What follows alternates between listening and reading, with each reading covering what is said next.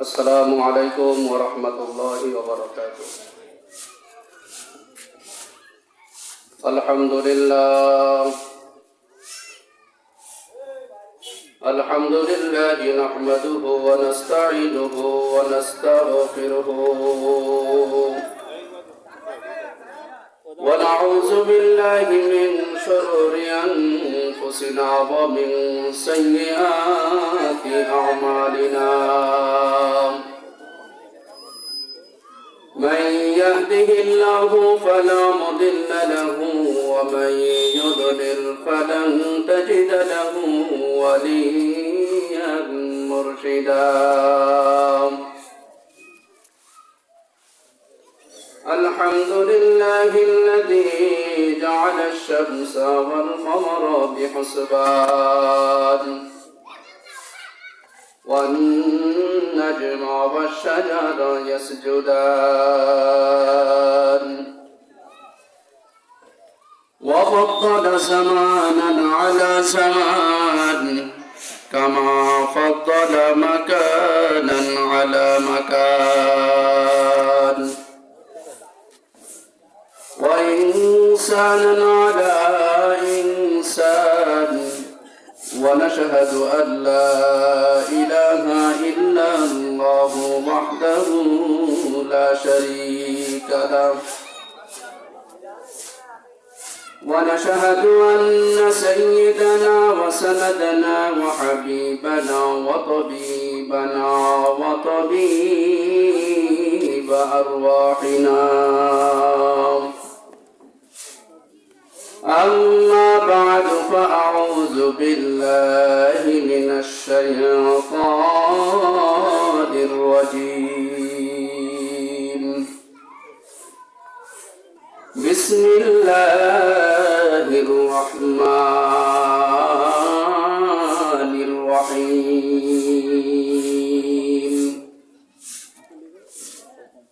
يا أيها الذين آمنوا اتقوا الله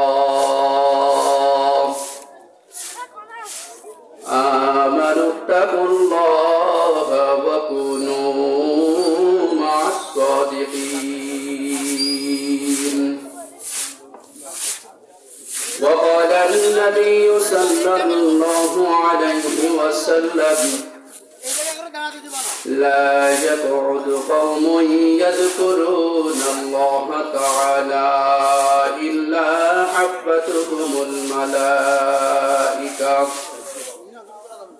وغشيتهم الرحمة ونزلت عليهم السكينة وذكرهم الله في من عنده. وقال الله تعالى إن الله وملائكته يصلون على النبي يا أيها الذين آمنوا صلوا عليه وسلموا تسليما. اللهم صل على سيدنا ونبينا وشفيعنا وحبيبنا ومولانا محمد صلى الله عليه وعلى آله وأصحابه وبارك وسلم.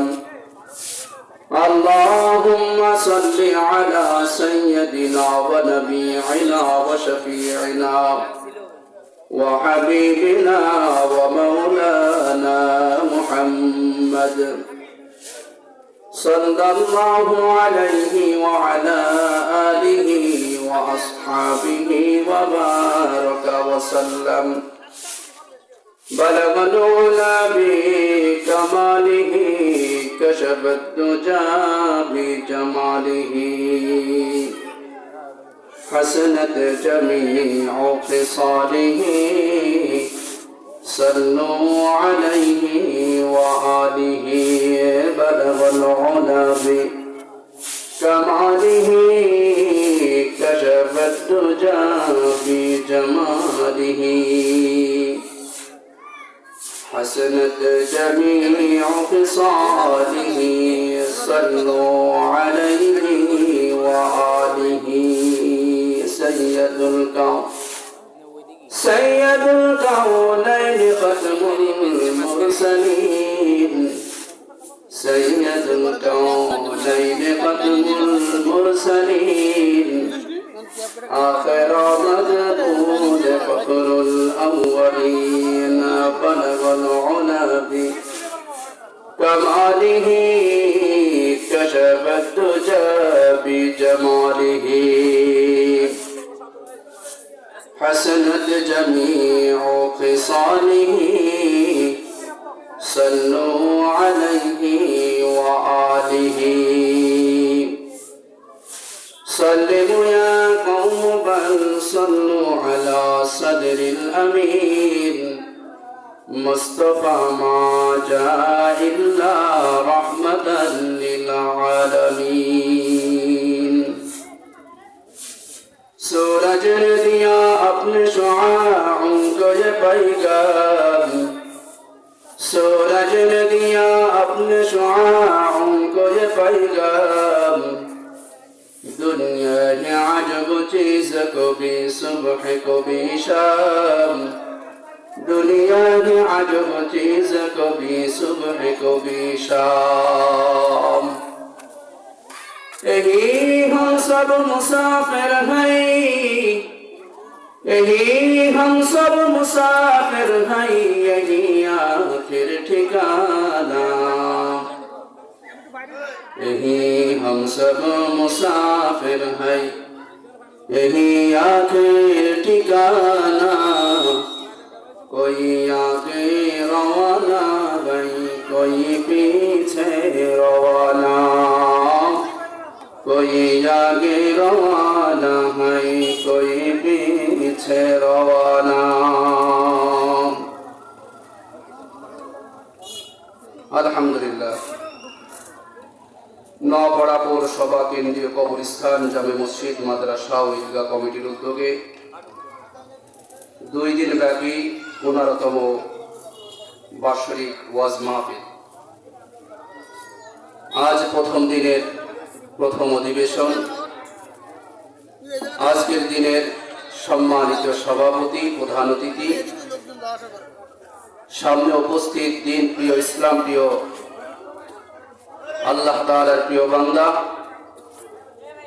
উপস্থিত দূর দূরান্ত থেকে আগত আমার মারা আল্লাহ রাব্বুল আলামিন আমাদেরকে আজ এই মাহফিলে আসার বসার তৌফিক দান করেছেন দুনিয়ার সকল প্রকার কাজ থেকে ফারেক করে মহান আল্লাহ তাআলা আমাদেরকে একত্রিত করেছেন এজন্য আমরা সকলেই দিল থেকে শুকরিয়া আদায় করি আলহামদুলিল্লাহ সর্বপ্রথম আমরা কয়েক মর্তবা সেই মালিকের নামের জিকির করব আমরা সকলেই পড়ি লা ইলাহা ইল্লাল্লাহ লা ইলাহা ইল্লাল্লাহ লা ইলাহা ইল্লাল্লাহ লা ইলাহা ইল্লাল্লাহ লা ইলাহা ইল্লাল্লাহ লা ইলাহা ইল্লাল্লাহ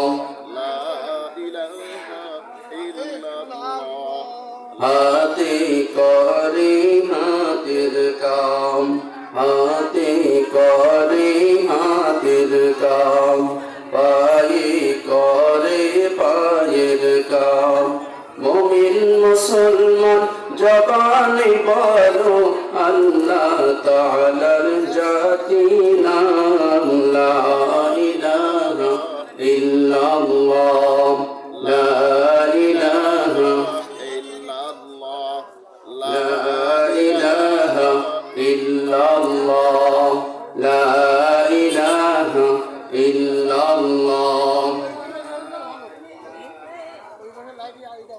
খালিক নেই তুমি ছাড়া মালিক নেই তুমি ছাড়া খালিক নেই তুমি ছাড়া মালিক নেই তুমি ছাড়া কোনো মাবুদ নেই তুমি ছাড়া, কোনো মাশুক নেই তুমি ছাড়া, তুমি ছাড়া নেই কোনো দিন দয়, তুমি আমার রব।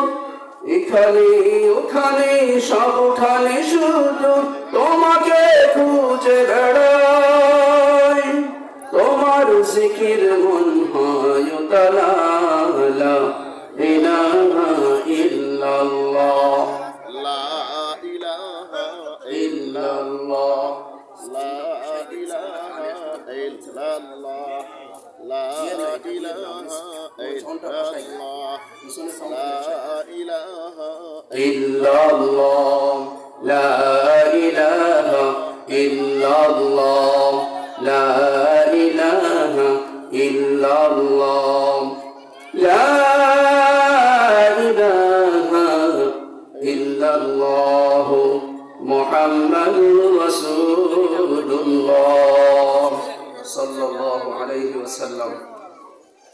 আমার প্রিয় ভাইরা, আমরা যারা আজকে এই ওয়াজ মাহফিলে উপস্থিত হতে পেরেছি, আমরা খুশি না বেজার? আমরা যারা এই মাহফিলে উপস্থিত হয়েছি, রব্বুল আলামিন আমাদেরকে কি পুরস্কার দিবেন? এই অত্র অঞ্চলের ভিতরে যত স্থানে মজলিস কায়েম হয়েছে, যত স্থানে মিটিং হচ্ছে, সব থেকে দামি মজলিস জায়গা হলো আজকে আমরা যে মজলিসে বসে আছি। কথা বলেন ঠিক কিনা? এই স্থান আল্লাহ তাআলার কাছে এত দামি, আল্লাহ তাআলা ফেরেশতাদের সামনে আজকের এই মাহফিল নিয়ে, আলোচনা নিয়ে, আজকের এই স্থান নিয়ে প্রশংসা করতেছেন, রব্বুল আলামিন তারিফ করতেছেন।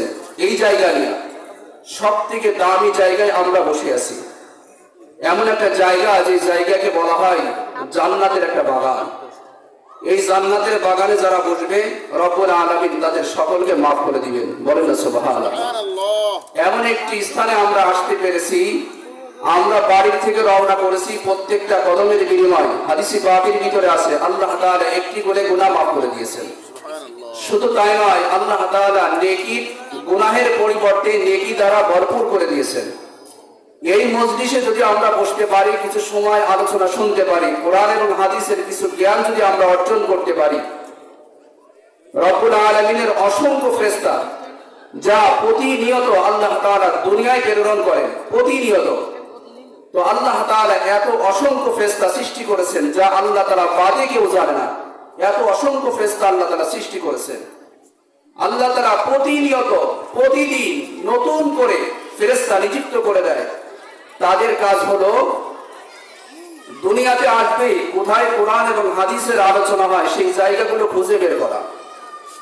যদি তারা এসে খুঁজতে খুঁজতে এসে পায় নওপাড়া পৌরসভা কেন্দ্রীয় কবরস্থান জামে মসজিদ মাদ্রাসার উদ্যোগে এই যে ওয়াজ মাহফিল, এখানে কিছু সংখ্যক আল্লাহ তাআলার পাগল, কোরআনের পাগল, রাসূলের পাগল, কোরআন এবং হাদিসের আলোচনা শোনার জন্য পাগল হয়ে গেছে, এই ফেরেশতারা এই মাহফিলকে, এই অঞ্চলকে বেষ্টন করে ফেলে।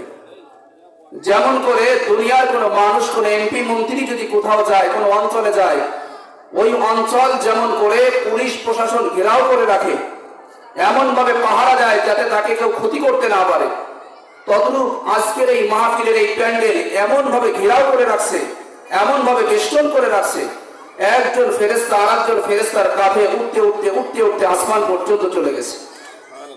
আল্লাহ রাব্বুল আলামিন ওই সকল ফেরেশতাদের বলেন, কি ব্যাপার, কি এমন কাজ হয়েছে যার সম্মানার্থে তোমরা এমন করে দাঁড়িয়ে আছো? ফেরেশতারা আল্লাহ তাআলাকে বলে, ও আল্লাহ, দুনিয়াতে দেখে আসলাম তোমার কিছু সংখ্যক পাগল কোরআন এবং হাদিসের আলোচনা শোনার জন্য তাদের সকল কাজ ত্যাগ করে তোমার কোরআনের ভালোবাসায়, মহব্বতে তারা উপস্থিত হয়ে গেছে। আল্লাহ তাআলা বলবেন, ফেরেশতা সত্য দেখছো? বলে, হ্যাঁ আমরা সত্য দেখছি। যদিও আল্লাহ তাআলা জানেন, তবু আল্লাহ তাআলা জিজ্ঞাসা করেন, আল্লাহ তাআলা তাদের সাক্ষী রেখে দেন। আল্লাহ তাআলা বলবেন, ফেরেশতা সাক্ষী থাক, আমি রব্বুল আলামিন যারা সেখানে উপস্থিত হয়েছে সকলকে আমি মাফ করে দিলাম। সুবহানাল্লাহ। এমন একটা ময়দানে কিন্তু আমরা বসছি। আমরা যারা বসছি আমরা ভাগ্যবান, যারা বসতে পারি নাই তারা কি ভাগ্যবান? কোশ্চিন কালেও না। যারা বসছি তারাই ভাগ্যবান, তাদেরকেই আল্লাহ তাআলা ভালোবেসেছেন, মহব্বত করেছেন। যার কারণে আল্লাহ তাআলা রহমতের মাধ্যমে এখানে আসার বসার তৌফিক দিয়েছেন। আচ্ছা, আমরা যারা আসছি, আমরা কি কেউ নিজ ইচ্ছায় আসতে পারছি? কেউ? আনছেন কে? আল্লাহ তাআলা আমাদেরকে এনেছেন। যদি আমরা নিজ ইচ্ছায় আসতে পারতাম, আমাদের থেকেও হাজারো মানুষ, হাজারো শক্তিওয়ালা মানুষ, হাতের শক্তি, পায়ের শক্তি, মেধার শক্তি, তাদের শক্তির কোনো অভাব নাই, তারা কিন্তু আসে নাই। কিন্তু আমার আপনার মতন দুর্বল কিছু বান্দাকে আল্লাহ তাআলা উপস্থিত করেছেন। বলেন, কে এনেছেন? আল্লাহ তাআলা এনেছেন। আল্লাহ তাআলা এই মজলিসে তিনার কুদরত এবং রহমতের মাধ্যমে আমাদের উপস্থিত করেছেন। এজন্য আমরা আবার বলি সুবহানাল্লাহ। রব্বুল আলামিন আমাদেরকে ভালোবাসেন, মহব্বত করেন। রব্বুল আলামিন আমাদেরকে এই যে ভালোবাসা দিয়েছেন, আমরা কি কেউ সেই মালিকের কাছে ভালোবাসা চেয়েছি? কেউ চেয়েছি? চাইনি। বরং আল্লাহ তাআলা আমাদেরকে ভালোবাসা দিয়েই এখানে উপস্থিত করেছেন। তো আমি আমার ভাইদেরকে বলবো, যে যেখানে আছেন, যারা রাস্তাঘাটে ঘোরাঘুরি করতেছেন, আমি সকলের কাছে উদাত্ত আহ্বান জানাবো, সকলেই এই মাহফিলের প্যান্ডেলে চলে আসুন, এই জান্নাতের বাগানে এসে বসে যান। হঠাৎ আজরাইল পাঠাইয়া তোরে, হঠাৎ আজরাইল পাঠাইয়া তোরে, নিতে পারে তুলিয়া, কিসের আশায় রহিলি রে মন মালিক রে বলিয়া, ও তুই মালিক রে বলিয়া। হঠাৎ আজরাইল পাঠাইয়া তোরে, নিতে পারে তুলিয়া, কিসের আশায় রহিলি রে মন মালিক রে বলিয়া, ও তুই মালিক রে বলিয়া। ধন সম্পদে পাইয়া হাতে করলি জমিদারি, ক্ষমতার অহংকারে করলি বাহাদুরি, ও তুই করলি বাহাদুরি। ধন সম্পদে পাইয়া হাতে করলি জমিদারি, ক্ষমতার অহংকারে করলি বাহাদুরি, ও তুই করলি বাহাদুরি।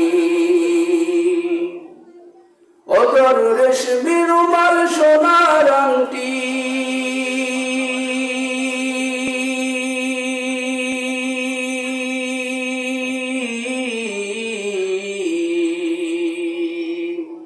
ও তোর রেশমি রুমাল সোনার আংটি, নেবে সজনরা খুলিয়া,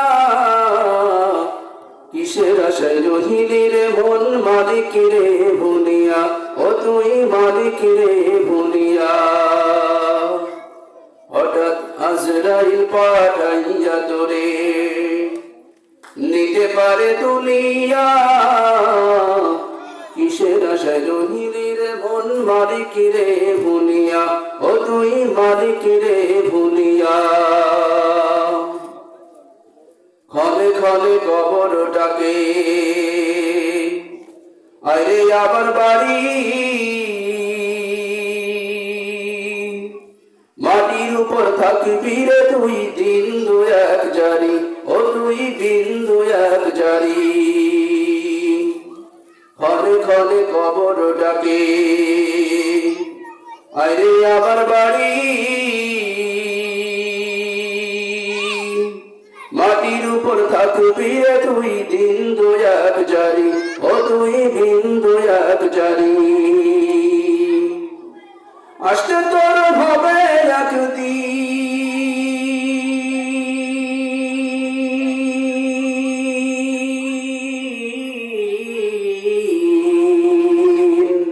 আসতে তোর হবে একদিন, সাদা কাপড় পরিয়া, কিসের আশায় রহিলি রে মন মালিক রে বলিয়া, ও তুই মালিক রে বলিয়া। হঠাৎ আজরাইল পাঠাইয়া তোরে, নিতে পারে তুলিয়া, কিসের আশায় রহিলি রে মন মালিক রে বলিয়া, ও তুই মালিক রে ভুলিয়া, মালিক রে ভুলিয়া, ও তুই মালিক রে ভুলিয়া।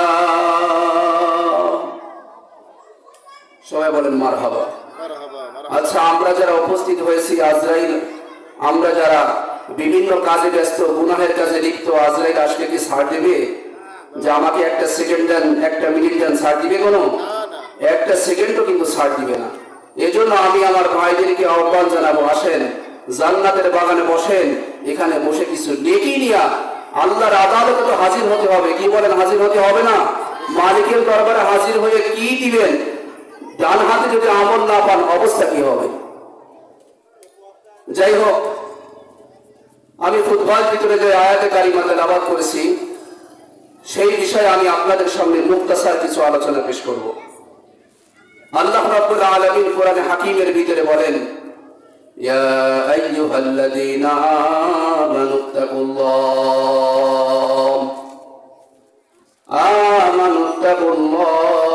ওয়া কুনু মা'আস সাদিকিন।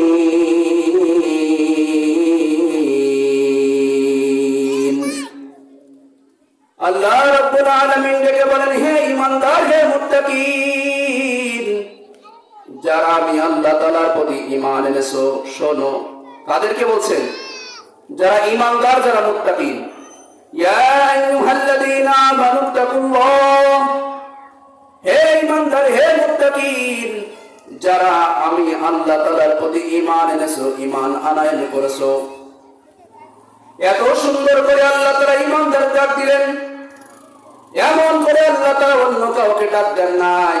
ইয়া আইয়ুহাল কাফিরুন, আল্লাহ তাআলা যত সুন্দর করে ডেকেছেন ঈমানদার মুত্তাকিনকে, আল্লাহ তাআলা ডেকে কি বলেন? যারা ঈমান এনেছো, তোমরা শোনো, ইত্তাকুল্লাহ,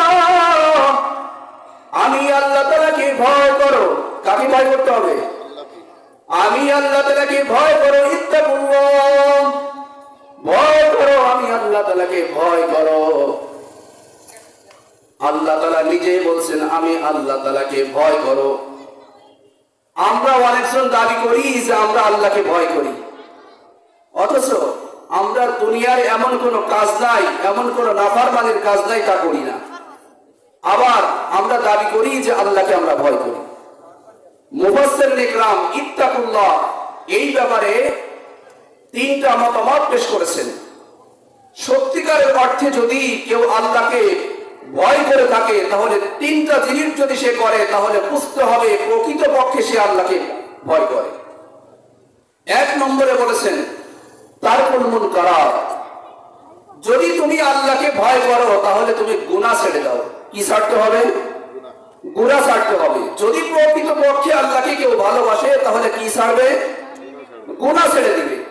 গুনাহ ছেড়ে দেওয়া মানে সে আল্লাহকে প্রকৃতপক্ষে ভয় করে। এখন কেউ সারাদিন বিড়ি খায়, আবার জবানে বলে যে আমি আল্লাহকে ভয় করি, তার কথা সত্য না মিথ্যা? তার কথা সত্য না মিথ্যা? মিথ্যা। কেউ যদি সারাদিন টিভির সামনে বসে বিভিন্ন যা দেখা যায় না সেগুলো দেখে, আবার বলে আমি আল্লাহকে ভয় করি, তার কথা কি সত্য না মিথ্যা? সুদ খায়, ঘুষ খায়, দুনিয়ায় এমন কোনো কাজ নাই, বেবিচারী নাই, যা সে করে না, অথচ সে দাবি করে আমি আল্লাহকে ভয় করি, তার কথা পশ্চিম কালেও সত্য না। যার কারণে মুফাসসিরিন ইকরাম বলেছেন, যদি কোনো বান্দা গুনাহকে ছেড়ে দিতে পারে, তাহলেই প্রকৃতপক্ষে সে আল্লাহকে ভয় করে। আমরা যারা গুনাহকে ছাড়তে পারছি, আমরা ভাগ্যবান। যারা গুনাহ আমরা ছাড়তে পারি নাই, তারা মাইদানে মাহশারে আল্লাহ তাআলার আদালতে কিন্তু আমাদের উপস্থিত হতে হবে। এজন্য গুনাহ ছেড়ে দেওয়া। আমি যুবকদেরকে বলবো, যুবক, তুমি তোমার গুনাহকে ছেড়ে দাও। অনেক যুবক আছে সারা রাত মোবাইল দেখে, বিভিন্ন ধরনের অশালীন জিনিস দেখে, সারা রাত ধরে এইভাবেই কাটায় দেয়। আল্লাহ তাআলা ওই যুবককে ডেকে ডেকে বলে, হে যুবক, তুই তো সারা রাত বেগানা মহিলাদের ছবি দেখো। আর আল্লাহ তাআলা তাকে ডেকে বলে, হে যুবক, ওগুলো দেখো না, রবের দিকে ফিরে আসো, আমি আল্লাহ তাআলার দিকে প্রত্যাবর্তন করো, আমি আল্লাহ তাআলার দিকে ফিরে আসো। আল্লাহ তাআলা ডাকতে থাকে। এজন্য আমি যুবকদেরকে বলবো, ও যুবক, তুমি দুনিয়ায় যা কিছু করো না কেন, আমার আল্লাহ কিন্তু সব কিছু দেখে। দুনিয়ায় তুমি কি কাজ করো, কোন গুনাহের কাছে দাবিত হয়, সব কিছু আমার রব কিন্তু দেখতেছেন। মানুষ যখন কোনো গুনাহ করে, গুনাহ করার পর কিছু সংখ্যক জিনিসগুলো তার জন্য সাক্ষী হয়ে যায়, ময়দানে মাহশারে তার বিপক্ষে সাক্ষী দিবে। আল্লাহ রাব্বুল আলামিন সূরাতুল ইয়াসিনের ভিতরে বলেন, আল-ইয়াওমা নাখতিমু আলা আফওয়াহিহিম ওয়া তুকাল্লিমুনা আইদিহিম ওয়া তাশহাদু আরজুলুহুম।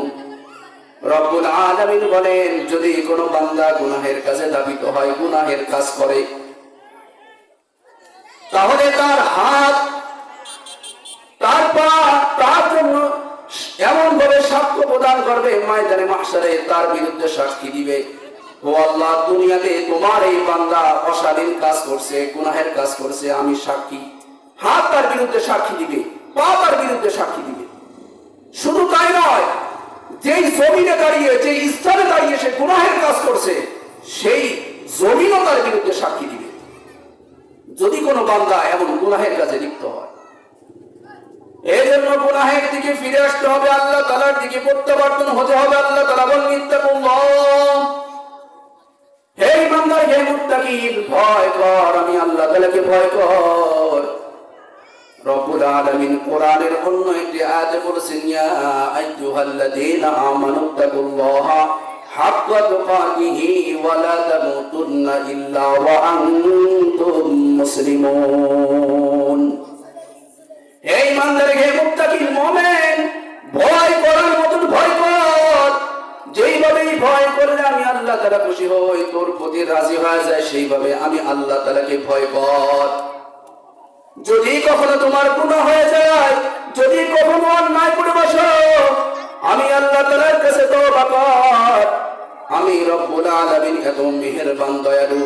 হে বান্দা, তুই তওবা করতে দেরি তো আমি আল্লাহ তাআলা তোকে maaf করতে দেরি করি না। তুই তো দোয়া করতে দেরি করবি, তো আমি আল্লাহ তাআলা তোকে maaf করতে দেরি করব না। আল্লাহ রাব্বুল আলামিন কোরআনের একটি আয়াতে বলেন, কুল ইয়া ইবাদিয়াল্লাযীনা আসরাফু আলা আনফুসিহিম লা তাকনাতু মির রাহমাতিল্লাহ। হে বান্দা, লা তাকনাতু মির রাহমাতিল্লাহ, আমার রহমত থেকে নৈরাশ হও না। হে বান্দা, কত গুনাহ করছো, কত অশালীন কাজ করছো, বান্দারে তোর দিকে সব সময় আমি চেয়ে থাকি। তুই যদি গুনাহ করতে করতে করতে করতে সাগরের ফানা পর্যন্ত, পাহাড় পর্যন্ত যদি গুনাহ করে বসিস, আর একবার যদি আমি আল্লাহকে আল্লাহ বলে একটা ডাক দিস, বান্দারে আমার কুদরতি কলিজায় আগুন লেগে যায়। তোকে মাফ করতে আমি দেরি করি না। বান্দা আমার কাছে চা, তোর গুনাহ হয়ে গেছে, তুই তওবা কর, আমি রব্বুল আলামিন তোর সব গুনাহগুলোকে মাফ করে দিব। হযরত হাসান বসরি রাহমাতুল্লাহ আলাইহি, তিনার দর্শে এক মহিলা বসতেন দর্শ নেওয়ার জন্য।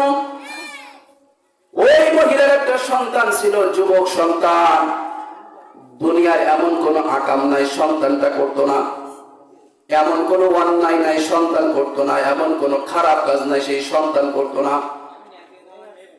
ওই মহিলা হাসান বসরি রাহমাতুল্লাহ আলাইহির দরবারে সে সন্তানকে নিয়ে উপস্থিত হলেন। হাসান বসরি রাহমাতুল্লাহ আলাইহি ডেকে বলেন, হাসান, আমার এই সন্তানকে আপনার সোহবতে দিতে চাই, আপনার কাছেই দিতে চাই। আপনি একে ভালো কিছু সবক দেন, ভালো কিছু আমল দেন, যার মাধ্যমে সে ভালো হয়ে যায়। হাসান বসরি রাহমাতুল্লাহ আলাইহি ওই মহিলার সন্তানকে নিজের কাছে ডাকলেন, বিভিন্ন ধরনের সবক দিলেন, কোরআন হাদিসের জ্ঞান দিলেন, ও অশালীন কাজ থেকে বারবার নিষেধ করতে লাগলেন। যা যা তার নিষেধের জন্য দরকার সব কিছু হাসান বসরি রাহমাতুল্লাহ আলাইহি দিলেন। কিছুদিন থাকার পর হাসান বসরি রাহমাতুল্লাহ আলাইহি দেখলেন মহিলার সন্তান আর ভালো হয় না। হাসান বসরি রাহমাতুল্লাহ আলাইহি ওই যুবককে পাঠাই দিলেন, যাও, তোমার আর কাজ হবে না, আমার দরবারে থেকে তুমি আর কোনো উন্নতি হবে না। যুবককে যখন পাঠাই দিলেন, হাসান বসরি রহমাতুল্লাহ আলাইহির আম্মা হাসান বসরি রহমাতুল্লাহ আলাইহির দরবারে সে মহিলা কান্নাকাটি আরম্ভ করলেন, হুজুর আমার সন্তান তো ভালো হলো না, আমার সন্তান তো আগের মতোই রয়ে গেল। দুনিয়ার এমন কোন পাপাচার নাই, এমন কোন কাজ নাই আমার সন্তান করে না। হুজুর আমার সন্তানকে তো আমি ভালো করতে পারলাম না, আপনার দরবারে দিলাম সেও তো ভালো হলো না।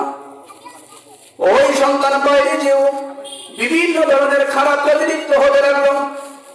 এমন একটা সময় উপস্থিত হয়ে গেল, সন্তানের মৃত্যু শয্যায় অসুস্থ হয়ে মৃত্যু শয্যায় উপনীত হয়ে গেল। বাঁচার তার কোনো আশা নাই।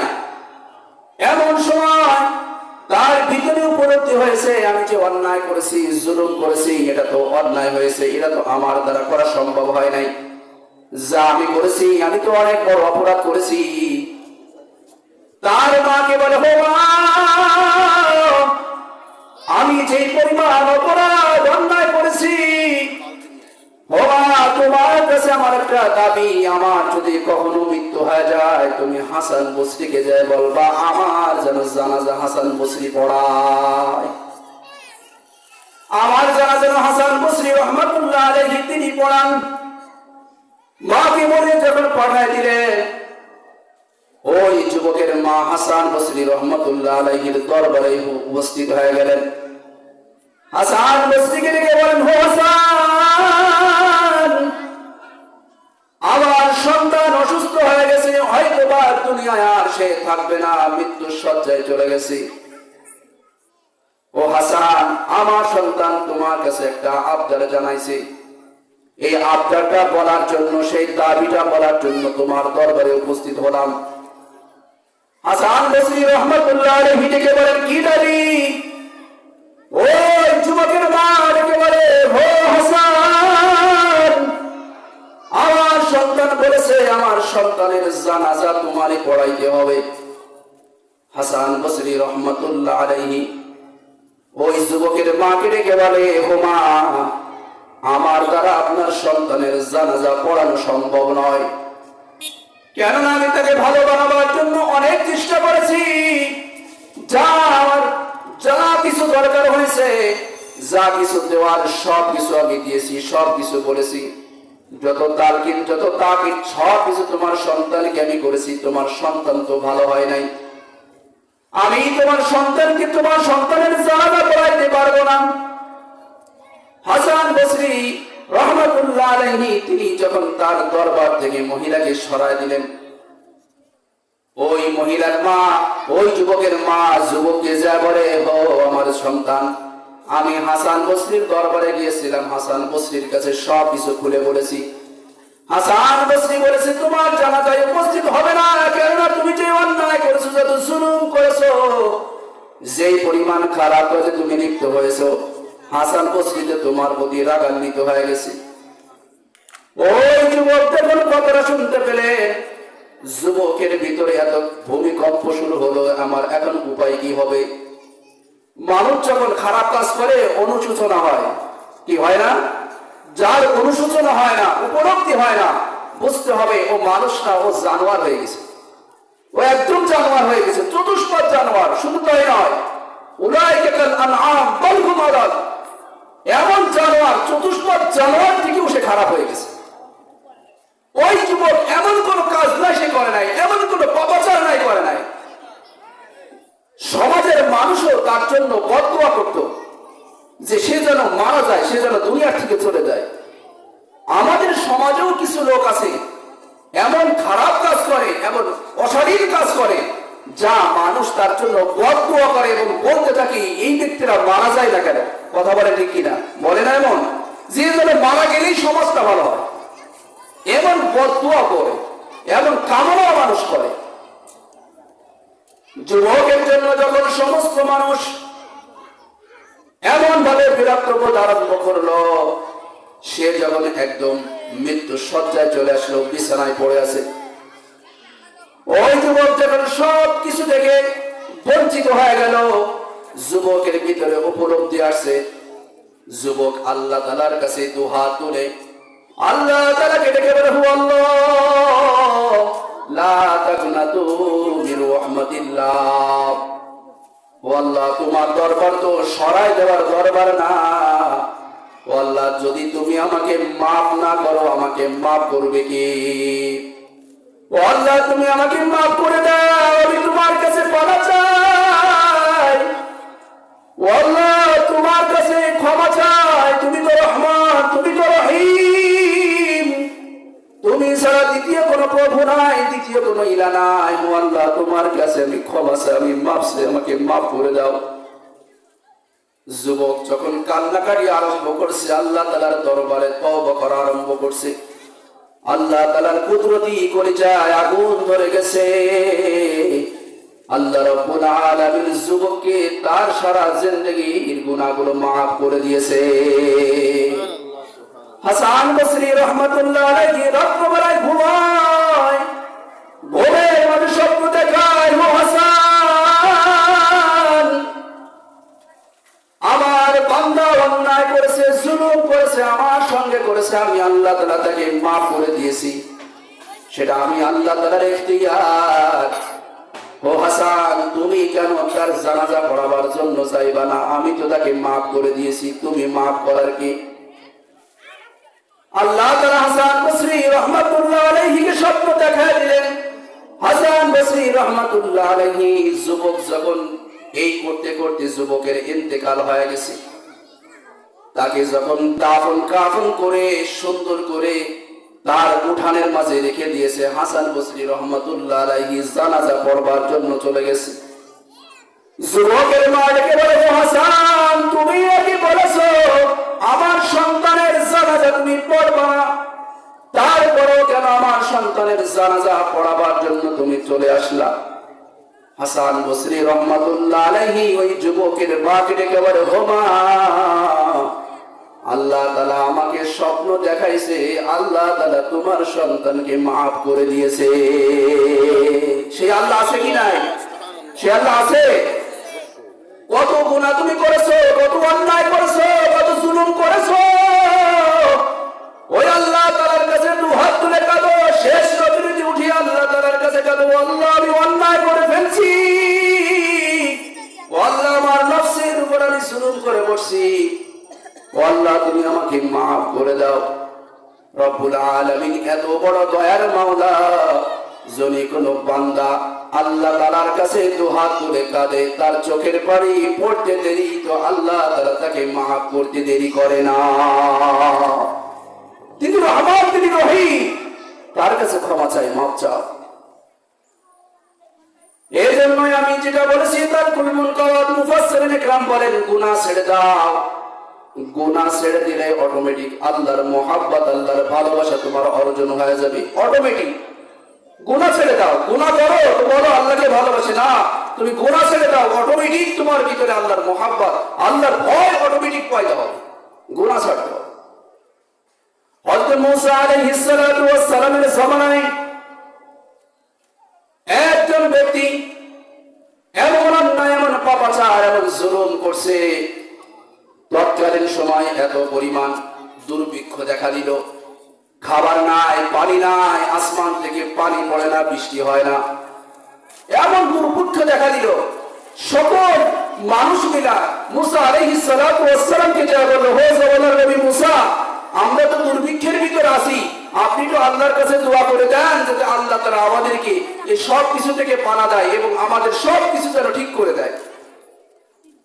তো মুসা আলাইহিস সালাতু ওয়াস সালাম তার সকল উম্মতদেরকে নিয়ে এক ফাঁকা ময়দানে আল্লাহ তাআলার কাছে দুহাত তুলে মোনাজাত করতেছে যে, আল্লাহ আমাদের যে দুর্ভিক্ষ, এই দুর্ভিক্ষ থেকে আমাদেরকে মাফ করে দাও, হিফাজত করো।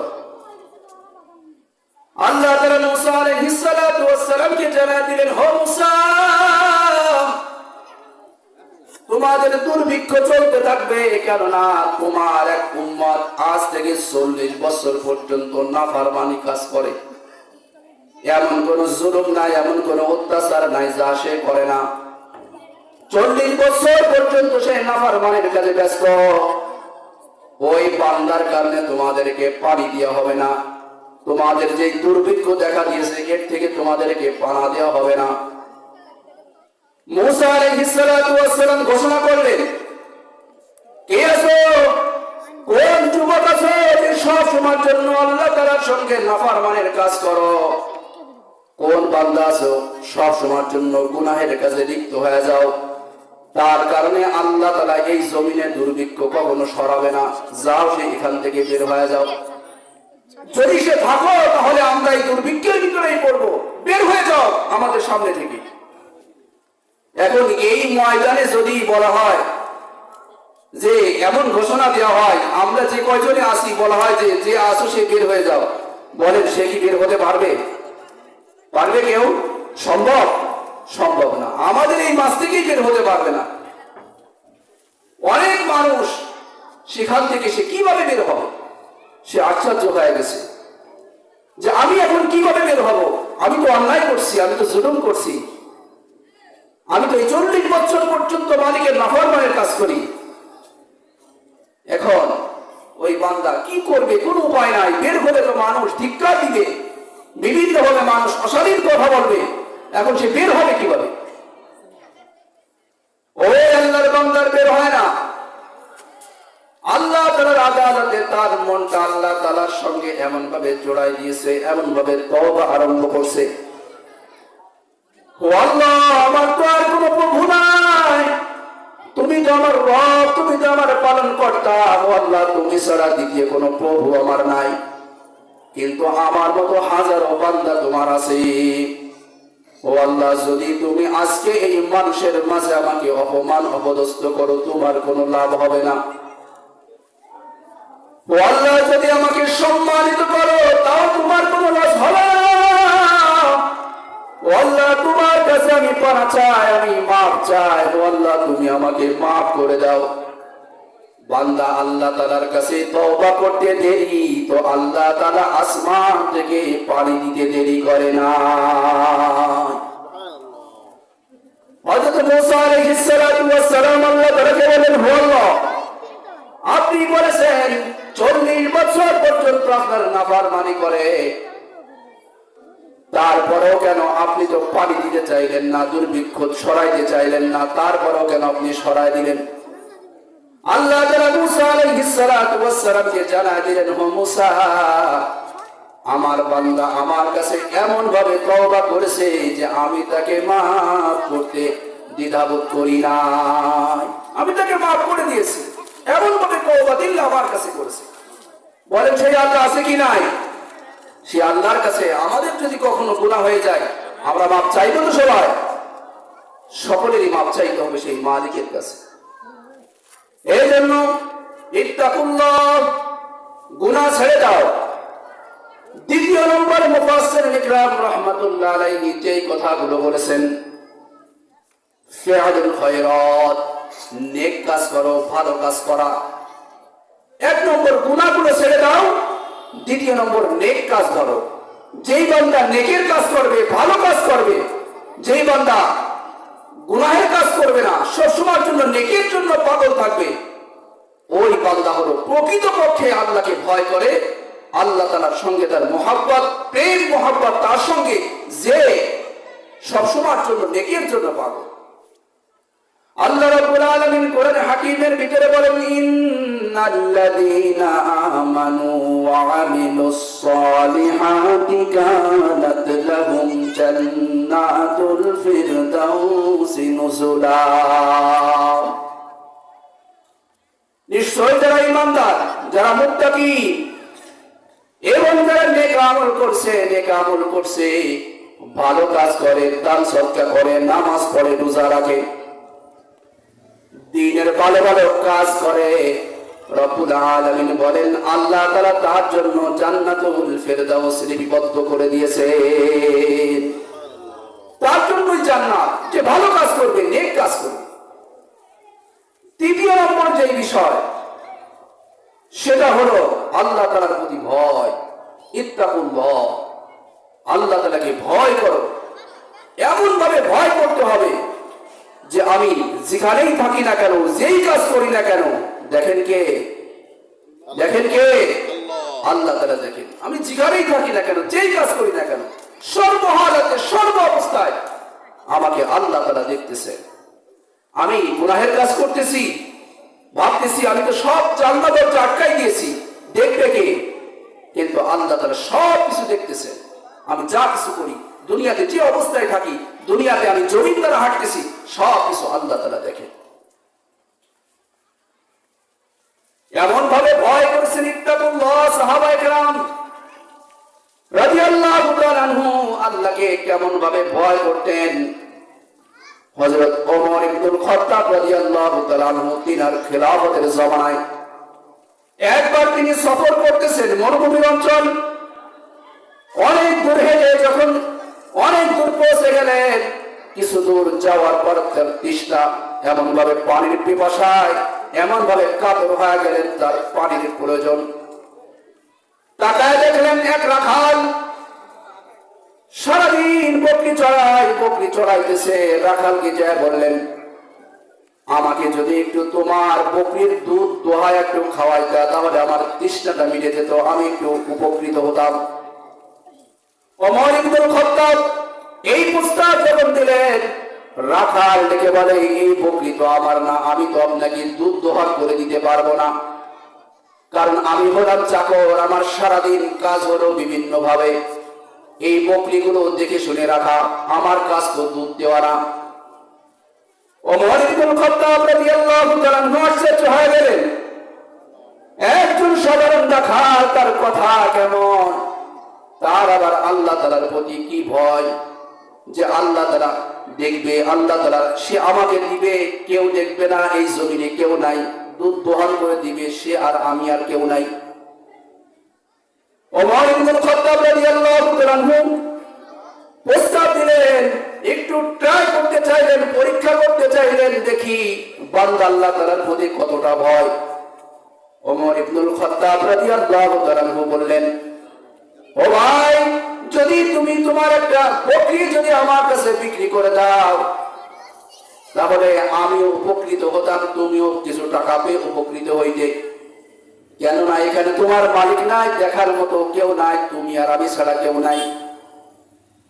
যখনই ওমর ফারুক রাদিয়াল্লাহু তাআলা আনহু এই প্রস্তাব দিয়েছে, সঙ্গে সঙ্গে রাখাল ডেকে বলে, ও পথিক যুবক, তুমি যে প্রস্তাব আমার কাছে দিয়েছ, যদিও দুনিয়ার কোনো মানুষ দেখে না, আমার মালিক দেখে না, কিন্তু এমন একটা মালিক আমার দিকে চেয়ে আছে, যেই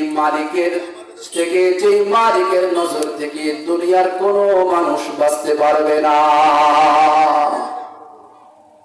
এমন এক মালিক আমার দিকে চেয়ে আছে, আপনার দিকে চেয়ে আছে। দুনিয়ার সব মানুষকে ফাঁকি দেওয়া যায়, কিন্তু সেই মালিককে ফাঁকি দেওয়া যায় না। কেননা সে কখনো ঘুমায় না, সে কখনো নিদ্রায় যায় না, সব সময়ের জন্য জেগে থাকে, বান্দার প্রতি চেয়ে থাকে। এমন এক রব, সেই রব তোমার আমার কথোপকথন শুনতেছে, সব কিছু দেখতেছে। এইগুলো মালিকের ভয়, ভালোবাসা। অথচ আমরা রাস্তায় যদি 1 টাকা পাই, 10 টাকা পাই, 100 টাকা পাই, এদিক ওদিক টাকায় দেখি যে কেউ দেখলো কিনা, অমনি আমরা পকেটে রেখে দিই, ভাবতেছি মনে হয় কেউ দেখে নাই। দেখছেন কে? দেখছেন কে? আল্লাহ তাআলা সব কিছু দেখছেন। আপনি কোথায় কি করতেছেন, যা কিছু করতেছেন, সব সেই মালিকের নখদর্পণে আছে, সব কিছু আছে। আপনি তাকে ফাঁকি দিয়ে কোথাও যেতে পারবেন না, ফাঁকি দেওয়ার মতো সে না, সব কিছু তার নখদর্পণে আছে।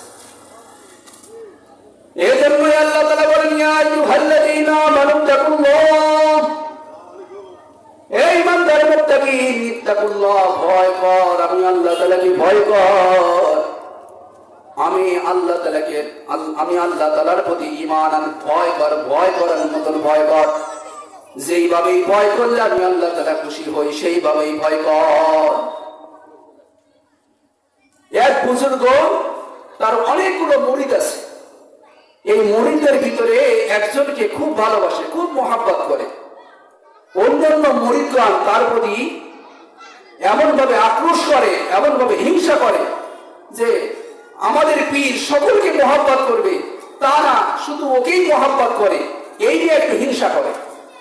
এখন ওই বুজুর্গ বুঝতে পারছে যে আমার অন্য অন্য যেই মুরিদগণ আছে, আমি যে ওকে ভালোবাসি, তার জন্য তারা হিংসা করে।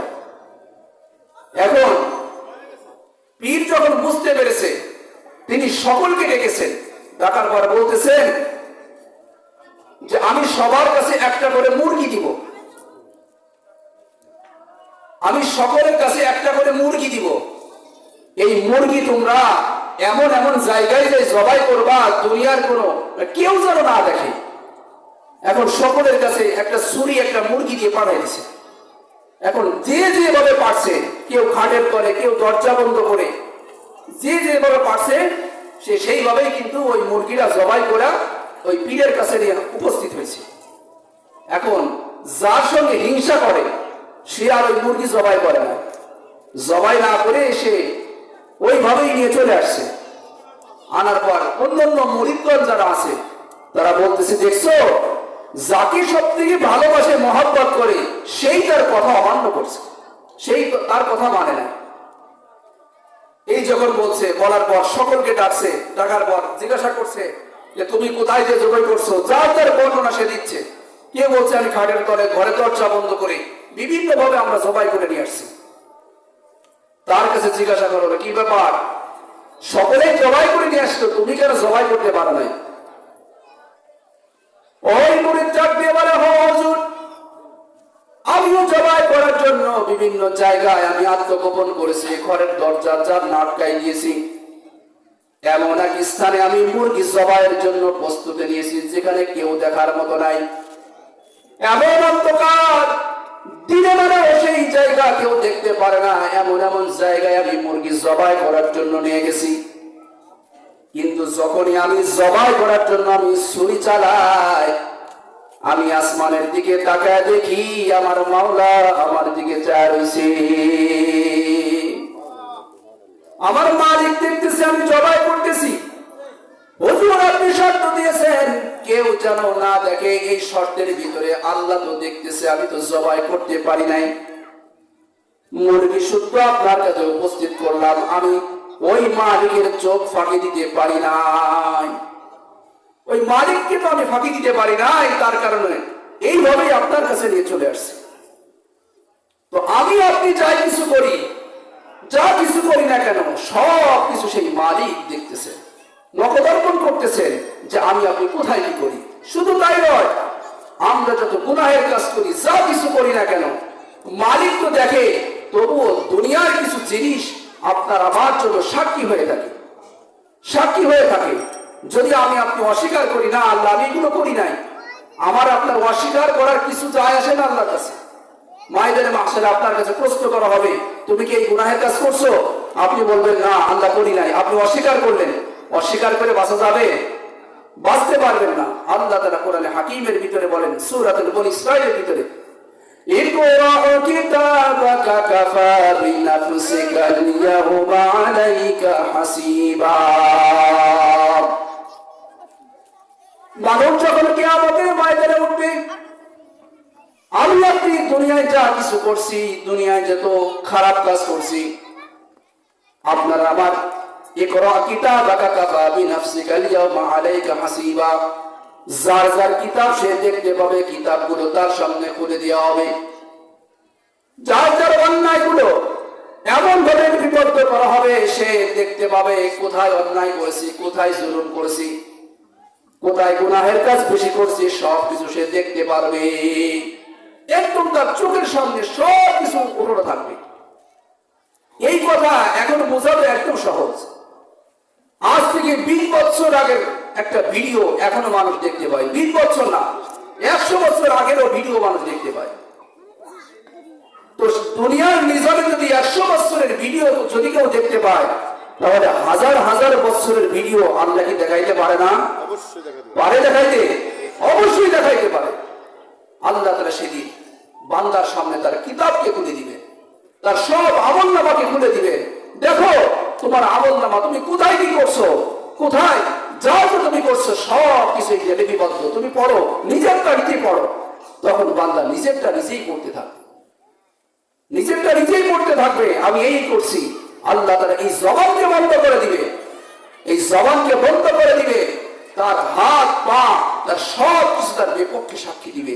আল্লাহ আমাকে নিয়ে গিয়েছে, এই পা দ্বারা হেঁটে হেঁটে এইখান থেকে এই কলা চুরি করছে, এই করছে, সেই করছে, অমরকে মারছে, অমরকে এইভাবে এই করছে, সব কিছু আপনার হাত পা সাক্ষী দিবে। আল্লাহ তাআলা সেদিন আপনার জবানকে বন্ধ করে দিবে। আমি আপনি অস্বীকার করব, কোনো উপায় নাই, অস্বীকার করে কোথাও যেতে পারবো। এই জন্য আল্লাহ তাআলা বলেছেন, ইত্তাকুল্লাহ, বান্দা ভয় কর, ভয় করার মতন ভয় কর। আল্লাহ তাআলা এই আয়াতের ভিতরে শেষ অংশে বলেছেন, ওয়াকুনু মা'আস সাদিকিন, বান্দা ভয় কর আর নেককার যারা, ভালো বান্দা যারা, ঈমানদার মুত্তাকিন যারা, তাদের সঙ্গী হ। কাদের সঙ্গী? যারা দুনিয়ায় মুত্তাকিন মুমিন, যারা আল্লাহকে ভয় করে, তাদের সঙ্গী হ। দুনিয়ায় যদি তুই ভালো মানুষের সঙ্গ দিতে পারো, দুনিয়ায় তুই ভালো হয়ে যাবি। আবার দুনিয়ায় যদি তুই ভালো মানুষের সঙ্গ না দিতে পারো, চোরের সঙ্গে সঙ্গ দাও, দেখবা তোমার ভিতরে চুরির একটা অভ্যাস তৈরি হবে। কথা বলে ঠিক কিনা? যদি কোনো ব্যক্তি চোরের সঙ্গে 2 দিন চলে, তার ভিতরে চুরির একটা রোগ আসবে। যদি কোনো বান্দা বিড়ি খায় না, সিগারেট কিচ্ছু খায় না, যদি ওই বান্দা ওর সঙ্গে চলাফেরা করে, দেখবেন তার ভিতরে একটা রোগ পয়দা হবে। কিভাবে নেশা করা যায়, কিভাবে এই করা যায়, সেই করা যায়, এইভাবে কিন্তু রোগ হতে থাকবে। কারণ ওই খারাপ মানুষের সঙ্গে যাওয়ার কারণে, সংস্পর্শে যাওয়ার কারণে তার ভিতরেও খারাপটা উপলব্ধি হওয়া শুরু করছে। এই জন্য বলা হয়েছে, সোহবাতে সালেহ তোরা সালেহ কুনাদ, সোহবাতে সালেহ তোরা সালেহ কুনাদ। সৎসঙ্গে স্বর্গবাস, অসৎসঙ্গে সর্বনাশ। মুহাম্মদ একটা কথা বলে, যদি তুমি ভালো মানুষের সঙ্গে চলো, নামাজি ব্যক্তির সঙ্গে চলো, আস্তে আস্তে তোমার ভিতরে নামাজের মহব্বত পয়দা হবে। যদি তুমি দানবীরের সঙ্গে চলাফেরা করো, তোমার ভিতরে দান করার একটা মহব্বত পয়দা হবে। যদি কোনো বান্দা জিকিরকারীর সঙ্গে চলে, তার ভিতরে জিকির করার একটা মহব্বত পয়দা হবে। আবার যদি তুমি মদখোর গাঁজাখোরের সঙ্গে চলাফেরা করো, তোমার ভিতরে মদখোর গাঁজাখোরের একটা লোক চলে আসবে, খারাপটাই উপলব্ধি হবে। এজন্য ভালো মানুষের সংস্পর্শে যাওয়া, কোরআনওয়ালার সংস্পর্শে যাওয়া, যারা কোরআনওয়ালা, কোরআনকে ধারণ করে, এই যে মাদ্রাসার তলবে তাদের সঙ্গ দেওয়া, তাদের সঙ্গে চলাফেরা করা। কারণ তারা আল্লাহ তাআলার কোরআনকে ধারণ করে আছে, আল্লাহ তাআলার কোরআন বুকে নিয়ে চলতেছে। ওলামায়ে কিরামদের সঙ্গে বেশি চলাফেরা করা। যদি আপনি এইভাবেই চলাফেরা করতে পারেন, ময়দানে মাহশারে দুনিয়ায় যে যা সঙ্গে চলেছে, ময়দানে মাহশারে আল্লাহ তাআলা তার সঙ্গেই তাকে ময়দানে মাহশারে দাঁড় করাবেন। যদি আপনি আলেমের সঙ্গে চলেন, ময়দানে মাহশারে আপনি আলেমের সঙ্গে উঠবেন, আপনার হাসর নাসর হবে আলেমের সঙ্গে। আবার যদি দুনিয়ার কোনো পাটপরের সঙ্গে চলাফেরা করেন, তো ময়দানে মাহশারে তার সঙ্গে আপনার হাসর নাসর হবে, তার সঙ্গেই হবে। এজন্য সোহবতটাও ভালো হওয়া চাই। দুনিয়া আপনি চলবেন, কার সঙ্গে চলবেন, এটা আপনাকে বিবেচনা করতে হবে। এই জন্যই আল্লাহ তাআলা কোরআন হাকিমের ভিতরে বলেছেন, ইয়া আইয়ুহাল্লাযীনা আমানু কু আনফুসাকুম ওয়া আহলিকুম নারা। হে ইমানদার মুত্তাকিন মুমিন, কু আনফুসাকুম ওয়া আহলিকুম নারা, তুমি বাঁচো, তোমার পরিবার পরিজনকে বাঁচাও, জাহান্নামের আগুন থেকে বাঁচাও। তার মানে তুমি ভালো মানুষের সঙ্গে চলো, ভালো মানুষের সঙ্গে চলার কারণে তোমার ভিতরে ভালো কিছু পয়দা হবে। তোমার সন্তানকে ভালো মানুষের সঙ্গে দাও, দেখবা আস্তে আস্তে তোমার সন্তানের ভিতরে ভালো একটা আচরণ লক্ষ্য করা যাবে। এমন আচরণ লক্ষ্য করা যাবে, যদি তুমি সৎ সঙ্গ দাও, তোমার সন্তানটা ভালো হবে। আর যদি অসৎ সঙ্গ দাও, তোমার সন্তানটা খারাপ হবে। ময়দানে মাহশারে আল্লাহ তাআলা ওই পিতা মাতাকে তার সন্তানের বিরুদ্ধে অভিযোগের কারণে তাদেরকে ডাকা হবে। কি ব্যাপার, তোমার সন্তান জাহান্নামী?